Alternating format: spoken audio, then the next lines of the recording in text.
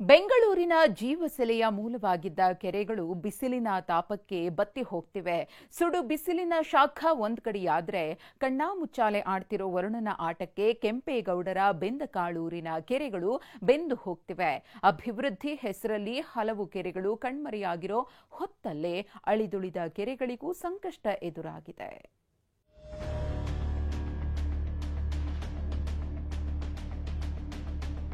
ಬತ್ತಿ ಹೋಗ್ತಿವೆ ಸಿಲಿಕಾನ್ ಸಿಟಿಯ ಜೀವನಾಡಿ ಕೆರೆಗಳು. ಜೀವ ಜಲವಿಲ್ಲದೆ ಇಂಗಿ ಹೋದ 125ಕ್ಕೂ ಹೆಚ್ಚು ಕೆರೆಗಳು.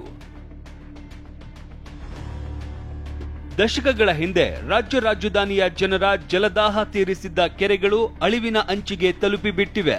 ಬೇಸಿಗೆ ಬೇಗೆ ಜೊತೆಗೆ ಕೈಕೊಟ್ಟ ಮಳೆಯಿಂದ ನಗರದ ಕೆರೆಗಳು ಇಂಗಿ ಹೋಗಿವೆ. ಬಿಸಿಲ ಬೇಗೆಗೆ ಕೆರೆಗಳು ಬೆಂಡಾಗಿ ಪರಿವರ್ತನೆಯಾಗಿದ್ದು ಜಲಚರಗಳ ಆಶ್ರಯ ತಾಣವಾಗಿದ್ದ ಕೆರೆಗಳು ಮೈದಾನಗಳಂತಾಗಿವೆ. ಒಡಲ ದಾಹ ತಣಿಸುವ ವರುಣನಿಗಾಗಿ ಬಾಯ್ ತೆರೆದು ನಿಂತಿವೆ. ಒಂದೊಂದು ಕೆರೆಯು ಒಂದೊಂದು ಕತೆ ಹೇಳ್ತಿವೆ.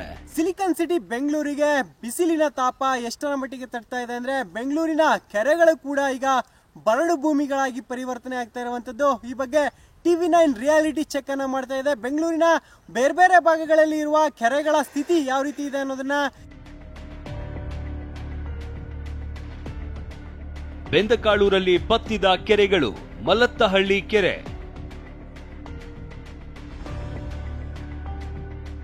ಮಳ್ಳತ್ತಹಳ್ಳಿ ಕೆರೆಯಲ್ಲಿ ಇದೀನಿ. ನೀವು ಗಮನಿಸ್ತಾ ಇದ್ದೀರಾ ಈ ಒಂದು ಕೆರೆಯ ದೃಶ್ಯವನ್ನ.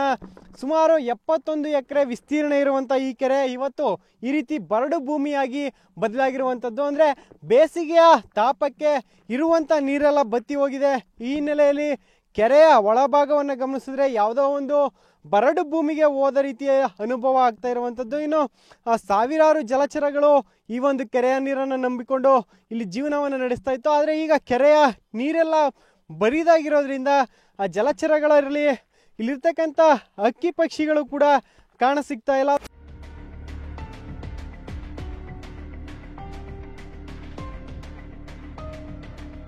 ಬೆಂಗಳೂರಿನಲ್ಲಿ ಬತ್ತಿದ ಕೆರೆಗಳು. ಅನ್ನಪೂರ್ಣೇಶ್ವರಿ ನಗರ ಕೆರೆ. ಇದು ಅನ್ನಪೂರ್ಣೇಶ್ವರಿ ನಗರ ಕೆರೆ. ಸುಮಾರು 70 ಎಕರೆ ಇದ್ದ ಕೆರೆ ಇದೀಗ ಅರೆಬರೆ ಜಾಗಕ್ಕೆ ಮಾತ್ರ ಸೀಮಿತವಾಗಿ ಬಿಟ್ಟಿದೆ. ಕೆರೆಗೆ ಸೇರಿದ್ದ ಜಾಗದಲ್ಲಿ ಬಿಡಿಎ ನಿವೇಶನಗಳು ತಲೆ ಎತ್ತಿದ್ರೆ ಮತ್ತರ್ಧ ಭಾಗ ಪಾರ್ಕ್, ರಸ್ತೆಗೆ ಬಳಕೆಯಾಗಿದೆ. ಇತ್ತ ಅಳಿದುಳಿದ ಕೆರೆಯಲ್ಲೂ ಅಲ್ಪ ಸ್ವಲ್ಪ ಮಾತ್ರ ನೀರಿದೆ.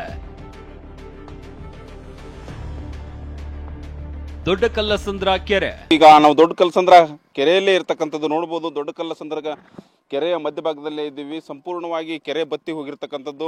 ಇಲ್ಲಿ ಕೆರೆಯಲ್ಲಿ ಸಾಕಷ್ಟು ಪ್ರಾಣಿ ಪಕ್ಷಿಗಳಿದಾವೆ. ಅದರಲ್ಲೂ ಕೂಡ ಪ್ರಮುಖವಾಗಿ ನಾವು ನೋಡಬಹುದು ನವಿಲುಗಳಿದಾವೆ. ಇಲ್ಲಾಂದ್ರೂ 15ರಿಂದ 20 ನವಿಲುಗಳಿದಾವೆ. ನವಿಲುಗಳಿಗೂ ಕೂಡ ಸಾಕಷ್ಟು ಒಂದು ನೀರಿನ ಅಭಾವ ಉಂಟಾಗಿದೆ.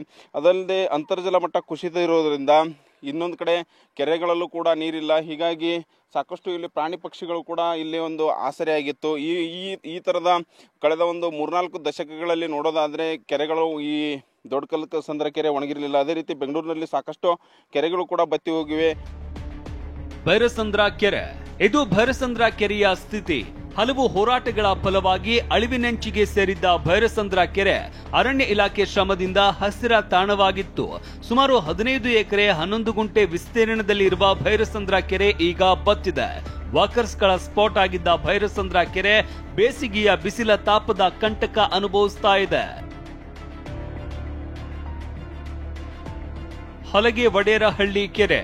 RR ನಗರ ವ್ಯಾಪ್ತಿಯಲ್ಲಿ ಇರುವಂತಹ ಹಲಗೆ ಒಡೆಯರಹಳ್ಳಿ ಕೆರೆಯಲ್ಲಿ ಇದೀನಿ. ನೀವು ಗಮನಿಸ್ತಾ ಇದ್ದೀರಾ ಸುಮಾರು 16 ಎಕರೆ ಇರುವಂತಹ ಈ ಒಂದು ಕೆರೆಯಿಂದ ದಶಕಗಳ ಹಿಂದೆ ಈ ಒಂದು RR ನಗರ ಭಾಗ ಏನಿದೆ ಈ ಭಾಗಕ್ಕೆ ನೀರು ಪೂರೈಕೆ ಆಗ್ತಿತ್ತು. ಅಂದ್ರೆ ಜನರು ಇದೇ ಕೆರೆಯ ನೀರನ್ನ ಕುಡಿಯೋದಕ್ಕೆ ಮತ್ತೆ ಇತರ ಕೆಲಸಗಳಿಗೆ ಬಳಸ್ಕೊಳ್ತಾ ಇದ್ರು. ಅದೇ ಇವತ್ತು ಈ ಒಂದು ಕೆರೆ ಯಾವ ರೀತಿಯ ಒಂದು ಸ್ಥಿತಿಯನ್ನು ತಲುಪಿದೆ ಅನ್ನೋದನ್ನ ನೀವೀಗ ಗಮನಿಸ್ತಾ ಇದ್ದೀರಾ. ಇಲ್ಲಿ ಬಿರುಕು ಬಿಟ್ಟಿರುವಂತಹ ಜಾಗಗಳೇ ಈ ಒಂದು ಕೆರೆಯಲ್ಲಿ ಎಷ್ಟರ ಮಟ್ಟಿಗೆ ಒಂದು ತೇವಾಂಶ ಕಡಿಮೆ ಆಗಿದೆ ಅನ್ನೋದನ್ನ ಸಾಕ್ಷಿ ಸಮೇತ ಒಂದು ಅನಾವರಣ ಮಾಡ್ತಾ ಇರುವಂತದ್ದು. ಚುಂಚಘಟ್ಟ ಕೆರೆ. 20 ಎಕರೆ ಪ್ರದೇಶದಲ್ಲಿ ಇರುವ ಚುಂಚಘಟ್ಟ ಕೆರೆ ಕಲುಷಿತ ನೀರಿನಿಂದ ಮಲಿನವಾಗಿತ್ತು. ಸ್ಥಳೀಯರ ಮುಂಜಾಗ್ರತೆ, ಕಾಳಜಿಯಿಂದ ಮರುಜೀವ ಪಡೆದಿದ್ದ ಕೆರೆ ಈಗ ತನ್ನ ಒಡಲ ಜಲರಾಶಿಯನ್ನ ಕಳೆದುಕೊಂಡಿದೆ. ತ್ಯಾಜ್ಯ ಸುರಿಯುವ ಸ್ಥಳವಾಗಿ ಪರಿವರ್ತನೆಯಾಗಿದ್ದ ಈ ಕೆರೆ ಇದೀಗ ಜಲಸಂಕಷ್ಟ ಎದುರಿಸ್ತಾ ಇದೆ. ಯಡಿಯೂರು ಕೆರೆ. 1400 ವರ್ಷಗಳ ಗತಕಾಲದ ಇತಿಹಾಸ ಹೊಂದಿರುವ ಯಡಿಯೂರು ಕೆರೆಗೂ ಬರದ ಬರೆ ಬಿದ್ದಿದೆ. ವೀಕೆಂಡ್ನಲ್ಲಿ ಬೋಟಿಂಗ್, ವಾಕಿಂಗ್ ಅಂತ ಸಾವಿರಾರು ಜನರನ್ನ ಆಕರ್ಷಿಸ್ತಾ ಇದ್ದ ಕೆರೆ ಇದೀಗ ತನ್ನೊಡಲ ಜಲರಾಶಿಯನ್ನ ಸ್ವಲ್ಪವೇ ಕಳೆದುಕೊಳ್ತಾ ಇದೆ. ಅಲ್ಲಲ್ಲಿ ಕೆರೆ ಬತ್ತಿದ್ದು ಹೊಯ್ಸಳರ ಅರಸ ವಿಷ್ಣುವರ್ಧನ, ನಾಟ್ಯರಾಣಿ ಶಾಕುಂತಲೆ ಮನಸೋತಿದ್ದ ಕೆರೆಯ ಸೌಂದರ್ಯ ಕಳೆಗುಂದುತ್ತಿದೆ. ಹೀಗೆ ಬೆಂಗಳೂರಿನಲ್ಲಿ ಒಂದರ ಹಿಂದೊಂದರಂತೆ ಕೆರೆಗಳು ಖಾಲಿ ಆಗ್ತಾ ಇವೆ. ಇದಕ್ಕೆ ಕಾರಣಗಳು ಹಲವಾರಿವೆ.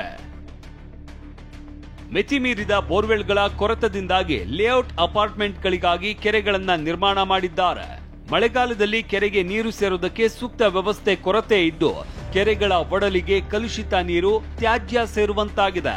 ನೀರಿನ ಮಾರ್ಗ, ಸ್ಟಾಮ್ಸ್ ವಾಟರ್ ಕಾಲುವೆಗಳು ಕೂಡ ಒತ್ತುವರಿಯಾಗಿವೆ. ಬೆಂಗಳೂರಿನಲ್ಲಿ 1000ದಷ್ಟಿದ್ದ ಕೆರೆಗಳು 1960ರ ಹೊತ್ತಿಗೆ 280ಕ್ಕೆ ಇಳಿದಿತ್ತು. ಆದರೆ ಜನಸಂಖ್ಯೆ ಹೆಚ್ಚಿದಂತೆಲ್ಲ ಕೆರೆಗಳನ್ನ ಮುಚ್ಚಿ ಬಡಾವಣೆಗಳೇ ತಲೆ ಎತ್ತಿದ್ದು ಅಂತರ್ಜಲದ ಶಕ್ತಿಯಂತಿದ್ದ ಕೆರೆಗಳು ಕಣ್ಮರೆಯಾಗಿ ಬಿಟ್ಟಿವೆ. ಸರ್ಕಾರ ಈಗಲಾದರೂ ಒತ್ತುವರಿ ತೆರವು ಮಾಡಿ ಅಳುದುಳಿದ ಕೆರೆಗಳನ್ನ ರಕ್ಷಿಸಬೇಕಾಗಿದೆ ಅಂತ ಪರಿಸರ ತಜ್ಞರು ಆಗ್ರಹಿಸ್ತಾ ಇದ್ದಾರೆ.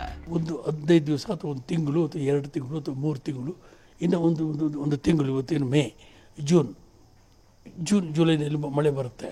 ಇನ್ನು 1 ತಿಂಗಳಲ್ಲಿ ನಾವು ಅಟ್ಲೀಸ್ಟ್ ಕ್ರಿಟಿಕಲ್ ಏರಿಯಾಸ್, ದೊಡ್ಡ ಕೆರೆಗಳಿಗೆ, ಅದು ಬೆಳ್ಳಂಡೂರು ಕೆರೆ ಇರಬೇಕು, ಬೈರಮಂಗಲ ಕೆರೆ ಇರ್ಬೋದು, ಮಲತಳ್ಳಿ ಕೆರೆ ಇರ್ಬೋದು, 50 ಎಕರೆಯಿಂದ ಮೇಲೆ ಇರತಕ್ಕಂಥ ಕೆರೆಗಳನ್ನು ಅದನ್ನು ಗುರುತಿಸಿ ಅದಕ್ಕೆ ಇನ್ಲೆಟ್ಸು, ಎನ್ಕ್ರೋಚ್ಮೆಂಟ್ಸು 15 ದಿವಸದಲ್ಲಿ ತೆಗೆಯೋದಕ್ಕೆ ನಂಗೆ ಕಷ್ಟ ಅನಿಸೋದಿಲ್ಲ.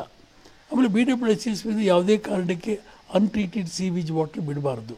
ಯಾವುದೇ ಒಂದು ಅಪಾರ್ಟ್ಮೆಂಟಿಂದನೂ ಕೂಡ ಟ್ರೀಟ್ ಮಾಡದೆ ನೀರನ್ನು ಬಿಡಬಾರ್ದು. ಜೀವರಾಶಿಗಳ ಆಗರವಾಗಿದ್ದ ಕೆರೆಗಳು ಮತ್ತೆ ಮೊದಲಿನಂತಾಗಲಿ, ಜೀವರಾಶಿಗಳ ಬದುಕಿಗೆ ಆಸರಿಯಾಗಲಿ ಅಂತ ಪರಿಸರ ಪ್ರೇಮಿಗಳು ಆಶಯ ಪಡ್ತಿದ್ದಾರೆ. ಸೊ ಕೆರೆ ಬಂದು ಒಂದು ಜೀವಂತವಾದ ಒಂದು ಸ್ಥಳ. ಅದು ನೀರಂತ ಹೇಳಲ್ಲ, ನೀರಿನ ಜೊತೆಯಲ್ಲಿ ಬೇರೆ ಜೀವಿಗಳು ಅದರ ಆಶ್ರಯದಲ್ಲಿ, ನಾವು ಹೆಂಗೆ ಸಿಟಿಯಲ್ಲಿ ಮನೆಯಲ್ಲಿ ಹೆಂಗಿರ್ತೀವೋ ಅದಕ್ಕೂ ಕೆಲವು ಜೀವರಾಶಿಗಳಿಗೆ, ಸಸಿಗಳಾಗಿರ್ಬೋದು, ಹುಳಗಳಾಗಿರ್ಬೋದು, ಪಕ್ಷಿಗಳಾಗಿ ಅದಕ್ಕೆಲ್ಲ ಒಂದು ಮನೆ ಥರ ಇದೆ, ಕಪ್ಪೆಗಳು ಎಲ್ಲ. ಇವಾಗ ಅಲ್ಲಿ ನೀರೇ ಬತ್ತೋಗ್ಬಿಟ್ಟಂದ್ರೆ ಏನಾಗುತ್ತೆ, ಎಲ್ಲ ಸರ್ವನಾಶ ಆಗಿಬಿಡುತ್ತೆ. ಅದಕ್ಕೆ ಬಂದು ಕೆರೆನ ಸಂರಕ್ಷಣೆ ಮಾಡಬೇಕಂತ. ಅದಕ್ಕೆ ನೀರು ಬತ್ತೋಗ್ದಂಗೆ ಹಂಗೆ ಇದೆ ಅಂದರೆ, ಇವಾಗ ನಮ್ಮ ಹಲಸೂರು ಕೆರೆ ಹೆಂಗಿದೆ, ನೀರು ಹಂಗೆ ಇದೆ, ಆ ಥರ ಇದ್ದ ಅಂದರೆ ಏನಾಗುತ್ತೆ, ಅದಕ್ಕೆ ಏನಿರಲ್ಲ, ಚೆನ್ನಾಗಿರುತ್ತೆ. ಇವಾಗೆಲ್ಲ ಬತ್ತೋಗ್ಬಿಟ್ಟು ಏನಾಗುತ್ತೆ, ಕೆರೆ ಸತ್ತೋಗ್ಬಿಡುತ್ತೆ. ಇನ್ನು ಕೆರೆಗಳ ಅವನತಿಗೆ ಸಿಟಿ ಮಂದಿ ಕೂಡ ಬೇಸರ ವ್ಯಕ್ತಪಡಿಸುತ್ತಿದ್ದಾರೆ. ಕೆರೆ ಬಂದು ಒಣಗಿ 3 ವರ್ಷದಿಂದ ಒಣಗ್ತಾ ಇದೆ ಅಷ್ಟೇ. ಈ ವರ್ಷ ಜಾಸ್ತಿ ಒಣಗಿದೆ ಕೆರೆ. ನೀರಿದ್ದಕ್ಕೆ ಎಲ್ಲ ಒಣಗೋಗಿದೆ, ಹೋಗ್ಬಿಟ್ಟಿದೆ. ಬೋರ್ಗಳೆಲ್ಲ ಕಮ್ಮಿ ಆಗಿದೆ, ಮನೆಗಳು ಕುಡಿಯೋಕ್ಕೂ ನೀರಿಗೂ ತೊಂದರೆ ಆಗಿದೆ, ಎಲ್ಲ ಇದಾಗಿದೆ. ಬೆಂಗಳೂರಿನ ಬಹುತೇಕ ಕೆರೆಗಳು ಈಗ ಬಿಲ್ಡಿಂಗ್ಗಳ ಅಡಿ ಮುಚ್ಚಿ ಹೋಗಿವೆ. ಉಳಿದ ಕೆರೆಗಳನ್ನಾದರೂ ಉಳಿಸಿಕೊಳ್ಳೋದಕ್ಕೆ ಆಡಳಿತ ನಡೆಸೋರು ಎಚ್ಚೆತ್ತುಕೊಳ್ಳಬೇಕಿದೆ. ಇಲ್ದಿದ್ರೆ ಬೆಂಗಳೂರು ಬರದ ನಾಡು ಆಗೋದ್ರಲ್ಲಿ ಅನುಮಾನವಿಲ್ಲ. Metro bureau, TV9.